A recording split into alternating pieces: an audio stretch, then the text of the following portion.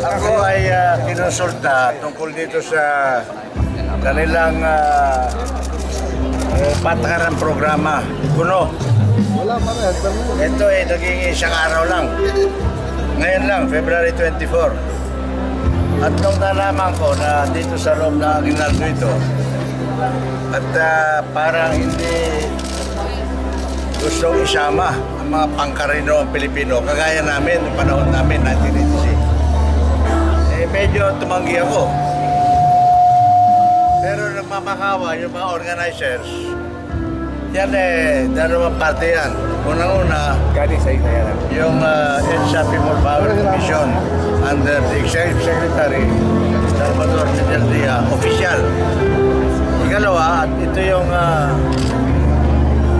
mas importante, dahil saya na yung para sa tao, yung Spirit of EDSA Foundation. Pag sinabi na yung plano rito, sabi ko, sige na nga, payag na ako dyan. Anyway, I am just one citizen. Right. I am just a veteran.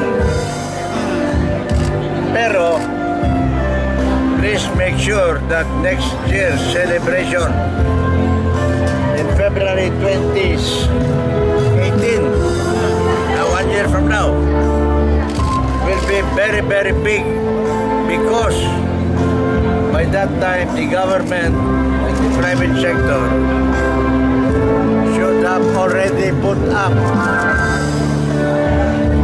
a big area behind the People Power Monument inside Camp Aguinaldo.